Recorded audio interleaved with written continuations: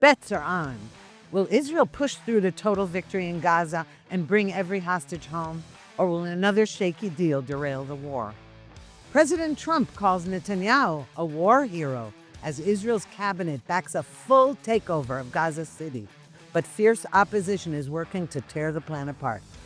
And in Australia, Knesset member Simcha Rothman is suddenly banned, and even as anti-Semitic attacks spike, sparking a diplomatic firestorm. All this and more on Israel Undiplomatic.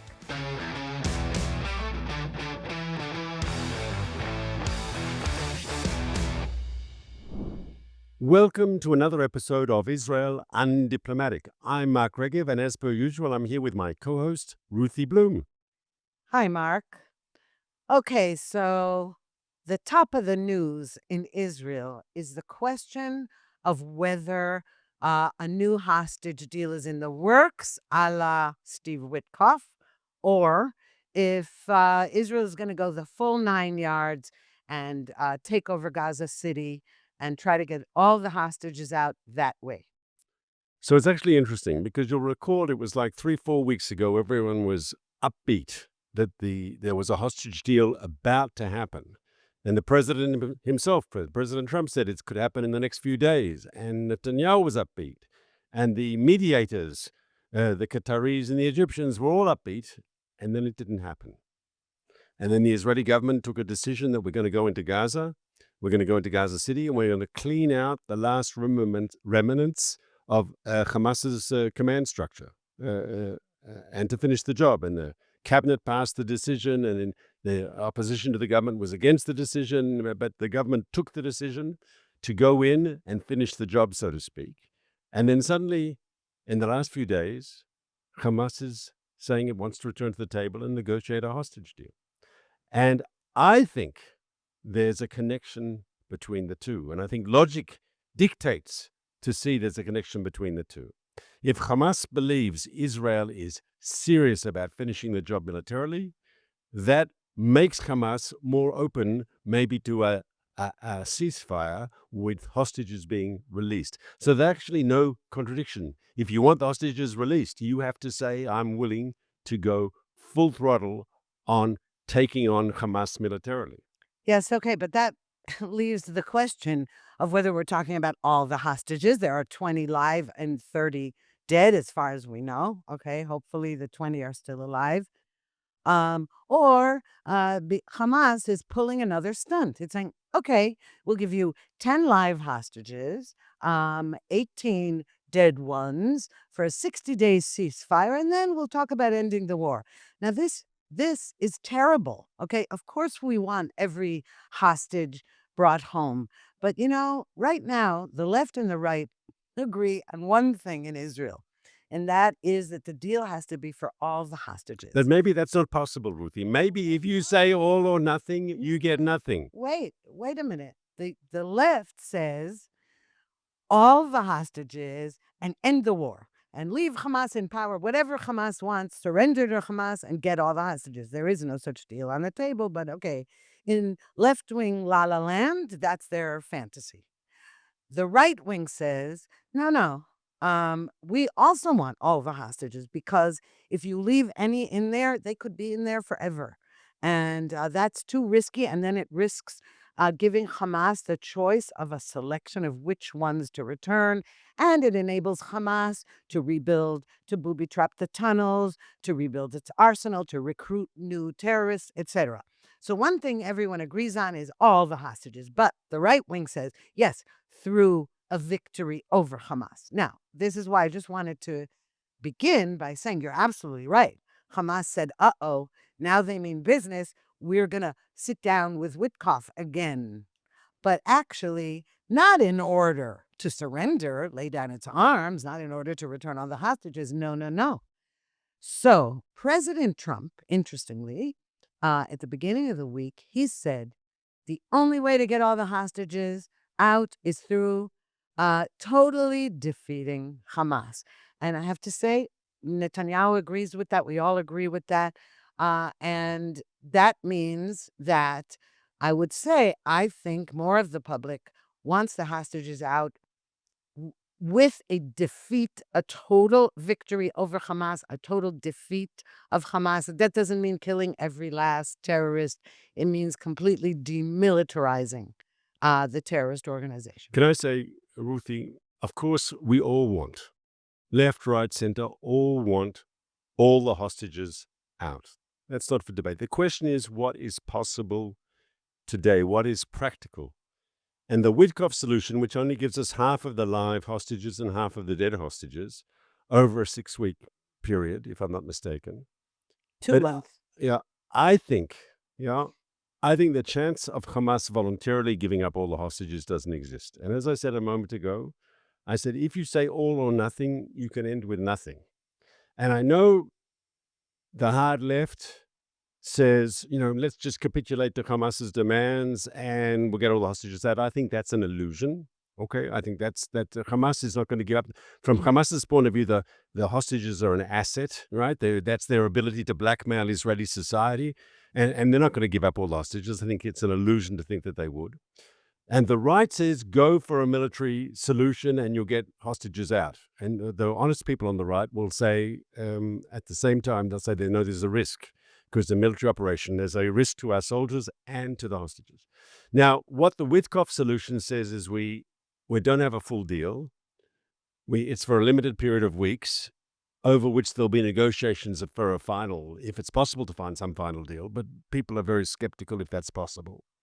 But you do get half the hostages out. And I return and I say, if getting all the hostages out is a question mark over that, if that's really possible at all, maybe if you can get half of them out, that's a deal worth doing. It's like in traditional Judaism, that, if you save one life, it's like you saved all of humanity. If we can get half the live hostages out, is that not something that should be done? Ask Prime Minister Netanyahu. He until keeps saying no more partial deals.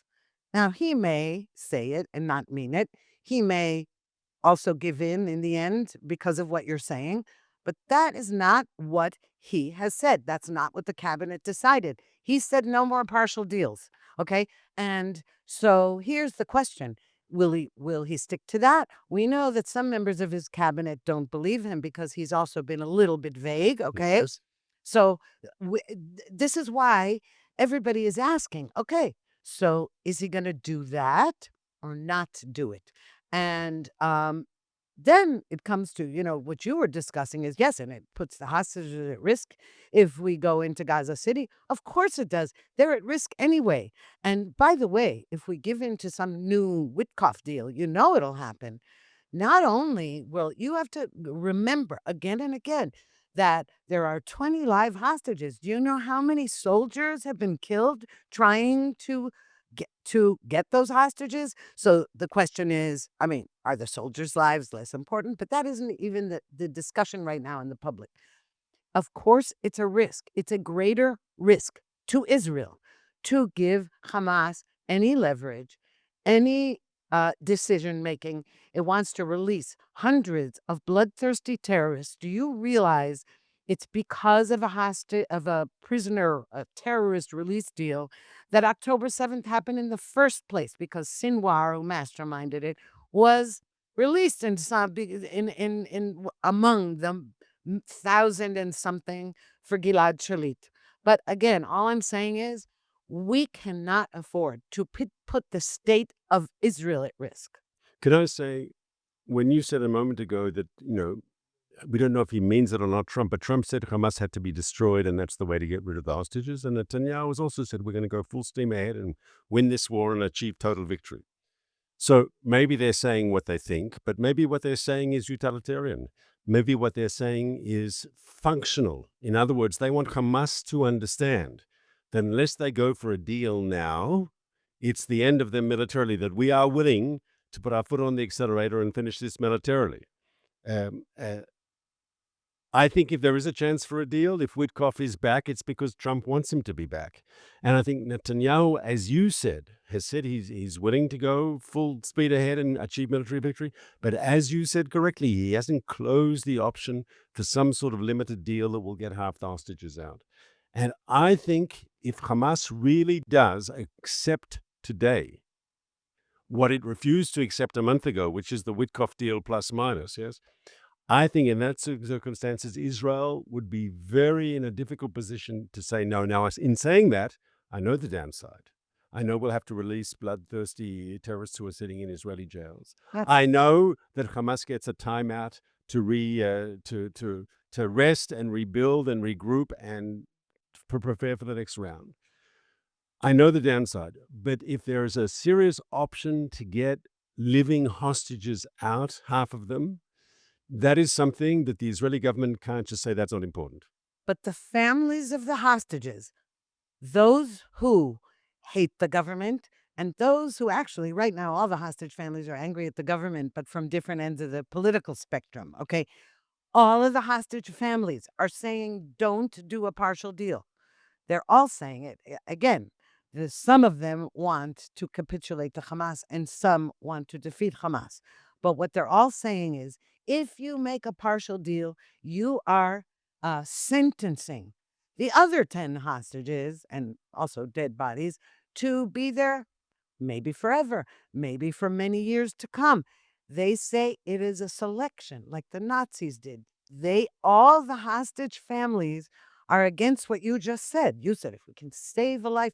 Now, we all feel that way, but the hostage families are not saying that at all. So the question now is what will Netanyahu do? Obviously, we have to know what Hamas has actually agreed to. Which we don't. We don't know. We don't know Correct. 100%. We know what's in, reported.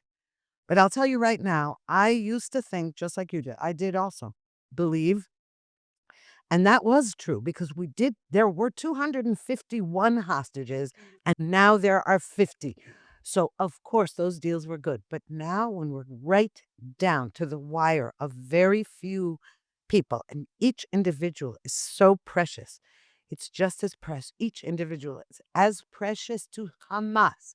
And that is why I have turned against this partial deal business. Can I say you're correct, and it's obviously true that in a period, if it's 6 or 8 weeks, whatever it is, the length of the ceasefire, and the hostages are coming out, it gives Hamas time to rest and regroup and rearm and so forth. But it also gives the IDF time to plan the operation and to prepare our second round. And we know much more today about this sort of fighting than we did when this started. Yes, we've had close to 2 years of combat experience, and there's no doubt we're doing a better job in this sort of difficult tunnel fighting, house-to-house fighting. And so it plays both ways. I think if President Trump wants this Witkoff deal, I think it's very difficult for the prime minister to say no. Obviously, he has the right to say no. We're a sovereign, independent country. But I'm saying if someone like President Trump says to him, let's go for the deal, it's difficult for him to say no. I also think it doesn't close his options because, as I said, we can use the 6-week period. We can rest our troops. We can rearm. We can, what's the word? We can do maintenance on all our tanks and things, and we can go in again and go in strong. And the truth is, in a ceasefire period, I mean, everyone's very cynical, me included, about the chances of some overall deal. But there's a lot of today more and more Arab pressure on Hamas that they have to end this. And there's more and more pressure from the people of Gaza on Hamas to end this, right? What is Hamas? They've become a bunch of kamikazes. They can't win this. By continuing to fight, they're just bringing more and more suffering on the people of Gaza. Could this period now, especially since Israel has said after this we go in and it's all out, could this not be a period where maybe a small chance that actually there will be a solution where Hamas leaves? As Netanyahu said recently in an interview, he said if they want to leave voluntarily, that we're open to that. Oh, it's interesting you mentioned that because do you know that Netanyahu, the government, the Israeli government, has been in touch with various countries about absorbing Gazans who wish to leave, voluntary immigration from Gaza. And do you know that one of our mediators, Egypt, has phoned every single, now I heard one of the Egyptian officials on television saying this, that he has contacted every single one of the governments Israel has contacted and told them, don't you dare take in any Gazans. Okay, that's one mediator, Egypt. How about Qatar, the other mediator who funds, is supports, is Hamas. It is Hamas, and it funds all the protests all over the United States and Europe and universities. So these are our mediators who want this deal. Now, interestingly, Strategic Affairs Minister Ron Dermer was one of the people in the cabinet meeting who said to Netanyahu, um, you know, if we don't get a move on and take over Gaza City and, complete the job, President Trump will lose patience with us. And, I really believe that's true. I know you said if Trump wants this deal, but Trump also said defeat Hamas. And he also said Netanyahu is a war hero. Those are signals. The signals are do what you have to do, because the minute we sit down for a deal, Hamas has the upper hand. Why? Hamas doesn't need to win. It only needs to survive, even by the skin of its teeth. And that will constitute a victory for Hamas. And we cannot let that happen. And we can't trust those mediators who are actually not on the side of goodness in this scenario. I once again just repeat the point I made that when Trump says things like that, is it functional? In other words, is it a way of putting pressure on Hamas to get a deal, or is it really to say we have to destroy Hamas? And I think the jury is out on that. I was making a different point about the Hamas leadership going into exile as part of a deal. That's what Ah, Netanyahu did. You raised the larger issue of Palestinians who want to leave Gaza being allowed to go to another country to rebuild their lives.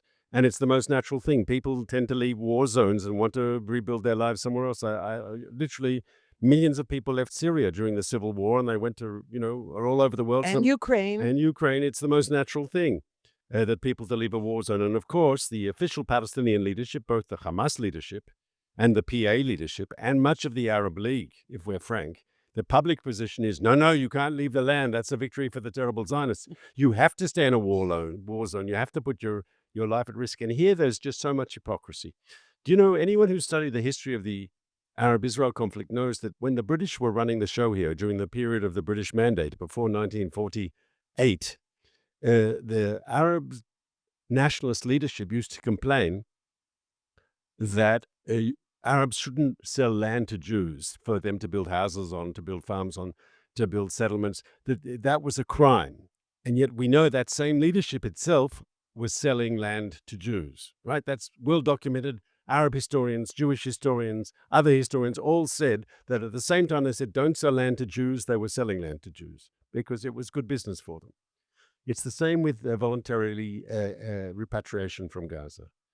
They all stand up and they say, no, it's a sin. We have to stay to the land. People shouldn't leave. And everyone says, comes to the Israeli government, comes to the Americans, come to some European. Can you get my brother out? Can you get my cousin out? Can you get my family out? Everyone wants, there's the Hebrew word protects here. Everyone who wants to get out gets out. And so what are these people saying? I'm getting my brother out, my sister out, but they can't leave, right? Other people can't leave. And it's such hypocrisy, and it's also amoral. You're saying, I'm forcing you to stay there in Gaza. No one's talking about forcing people out. No one's talking about ethnically cleansing, which what Israel is accused of. We're saying people who voluntarily want to leave should be able to leave a war zone to save their lives so they can rebuild their lives and that of their families. It's the most moral thing. It's the most logical thing. And to be against it is really problematic. But what is the problem with all this is there aren't a lot of countries that want to take Gazans. That's the bottom line. And I know behind the scenes, the American government, the Israeli government have been approaching third countries. So far, if something's happening, it's all very quiet and hush-hush. But that's the problem. The Arab countries don't want the Palestinians. And we've spoken about that in the past, the Gazans, because they saw what Palestinians did in Lebanon and Palestinians in Jordan, where they caused revolution. They ran amok. The Egyptians see the Gazans as the Muslim Brotherhood terrorists. And Europeans and other Westerners are not so happy about accepting Palestinians from Gaza either, for, between you and me, obvious reasons. And that brings us to Europe. Although I will say, you said the Egyptians don't want them, right? But now the Egyptians don't want them to go to any other country either. It's disgusting. We have a peace treaty with Egypt. It is disgusting that Egypt and Qatar are the mediators in this conflict. But let's talk about Europe. Speaking of disgusting, because if anything encouraged Hamas not to make any deals and not to surrender, it's Europe. Thank you very much. And Australia. We'll get to that in a minute. Okay. The Europeans saying, oh, well, this one's going to recognize Palestinian statehood and that one's going to recognize Palestinian statehood.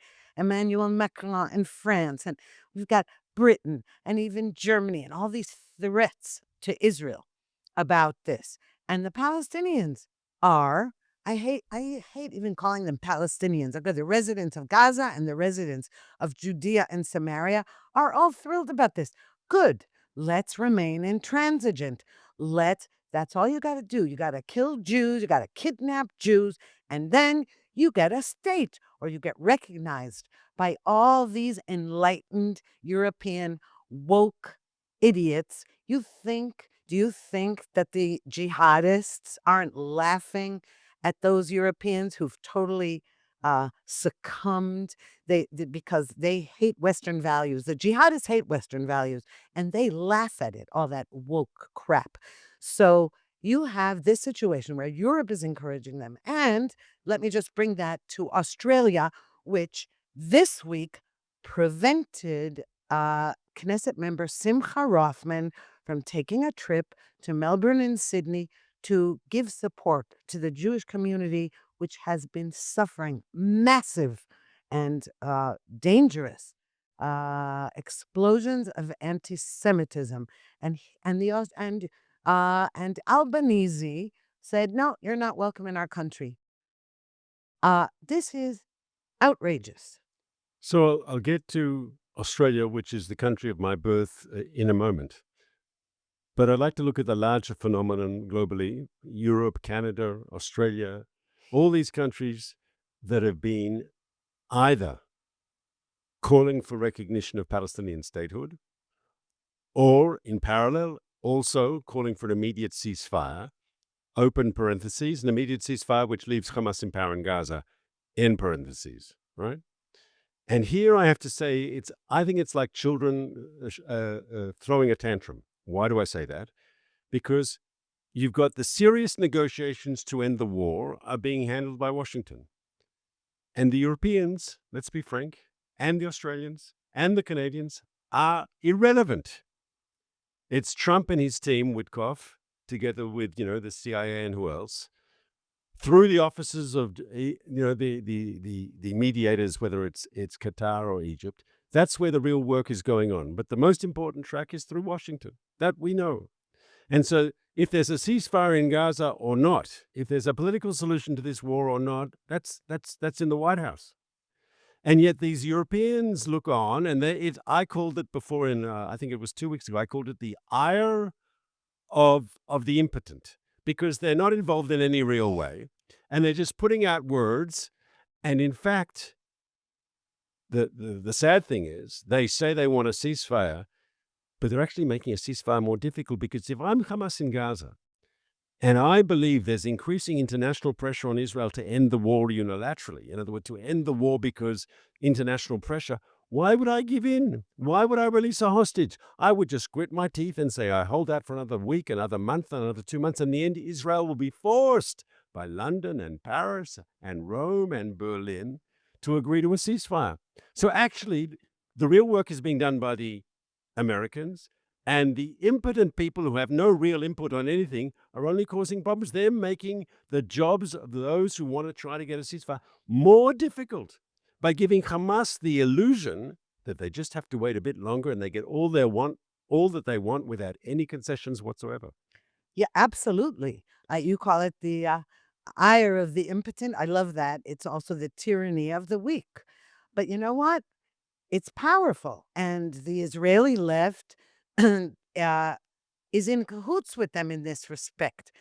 All of these people who supposedly want the war to end, that what they mean is, those people, the Europeans, they don't mean that. What they mean is they want Israel to lose the war.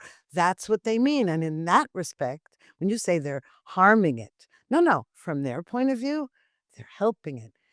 They want Israel to lose. And may I say that the Israeli protest movement also wants Israel to lose. You can see it in their signs, in their slogans. They say that the Israeli government is a bigger enemy than the external enemies, etc. So what you have here is that this is on purpose. Now you're right that they have no say, and thank God it's the Trump administration in Washington. But you're right, America is the only one that counts. But that's not true culturally and in the context of the media, academia, protesters, etc. In that respect, Europe is actually very powerful, and so is Australia. Those messages are very powerful, even though that's all they have.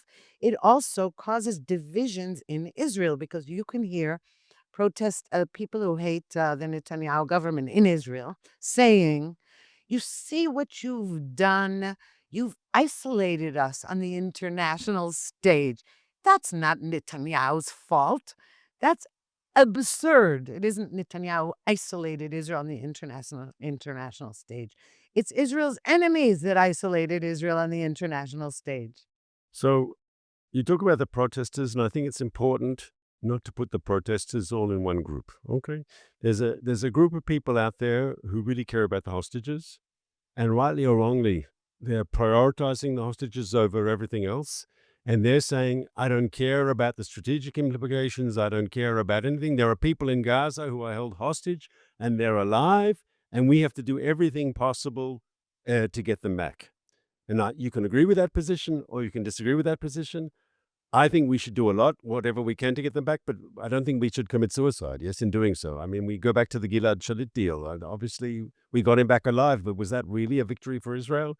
And today, at the time, there was massive support for paying any price to get Gilad Shalit out, just as there's massive support to pay any price to get the hostages, the 20 live hostages and the 30, unfortunately, dead hostages out of Gaza. But so that's a position that you can argue on. There's no doubt also, though, that there are people who just don't like the government and are using it as a vehicle to attack the government. They were part of the protest movement before October 7th.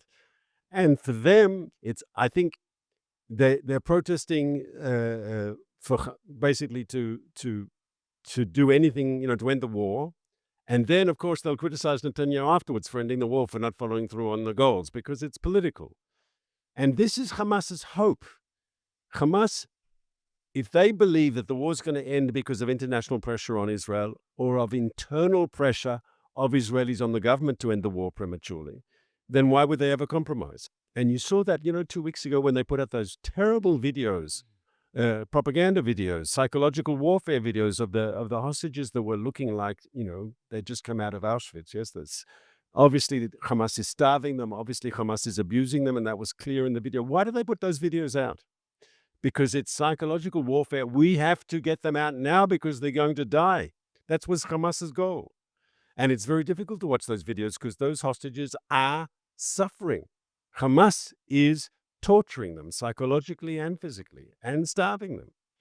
And I think we have to be, as Israelis, very aware not to play in the hands of Hamas's psychological warfare. But once again, I think there are a lot of people out there protesting that just care about the hostages. Are there other people who have got a political motivation? Of course there are. No, of course, but the whole country cares about the hostages, Mark. I can't stand it when, it's like the Peace Now movement.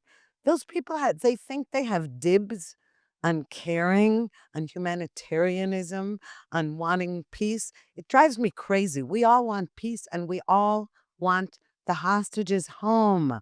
That's not the argument. The argument is how best to get them home.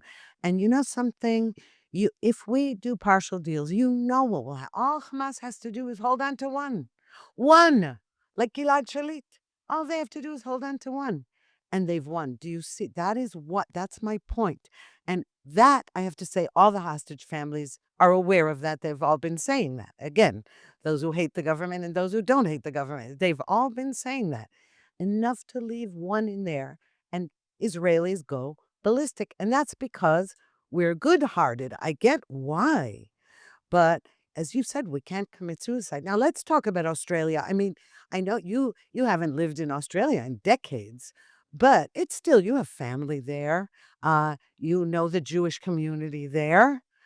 They've been suffering incredible anti-Semitism, and not to allow it. And let me just tell you, do you know what precipitated supposedly his ban from coming to address the Jewish community?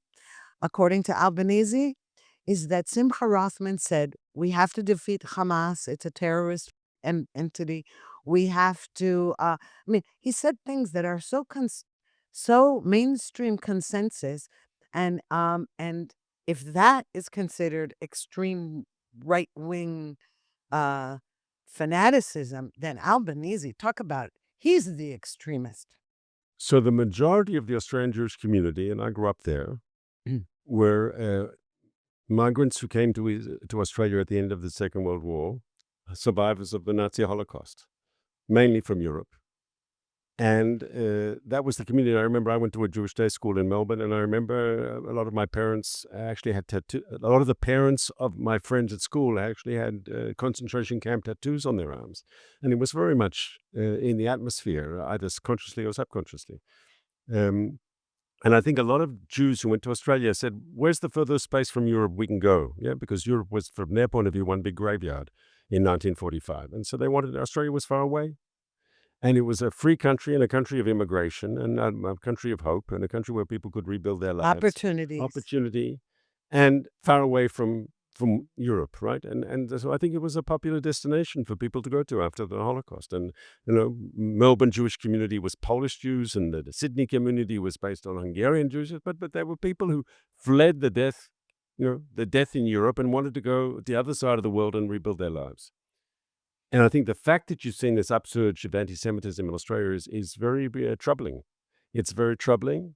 And I saw, if we go to the politics, Netanyahu's tweet of yesterday or the day before, where he called Albanese weak, and he wouldn't stand up, against the pressure on Israel, and he's not standing up with the Australian Jewish community. I mean, that's very undiplomatic language. Yes, he's obviously going for the jugular. And I saw that comment by Netanyahu was on the front page of all the Australian newspapers. It's very seldom, even when you disagree with another leader, you're usually much more, what's the word? You're much more careful with how you would it. But Netanyahu went straight for it. And I think Netanyahu is, what's the word? Is angry. Not just that. Our foreign ministry said, really? Okay, we're reciprocating. We're not going to give visas to your officials coming to Israel. This is a big rift. Australia and Israel are traditionally great friends. But let me just point something out to you. I mentioned your family and everything, the Jewish community. I've heard from many, many Australians who've commented, they've commented on our podcast, but also sent us emails, that actually Australians tend to be pro-Israel, and that it's not true, that Albanese is not representative of that. We know how that can happen. I mean, sometimes your government doesn't represent you, even though it's elected. But I will say one thing. You tell me if I'm wrong. I mean, because we know this from American Jewry, and America and Australia have a lot of similarities.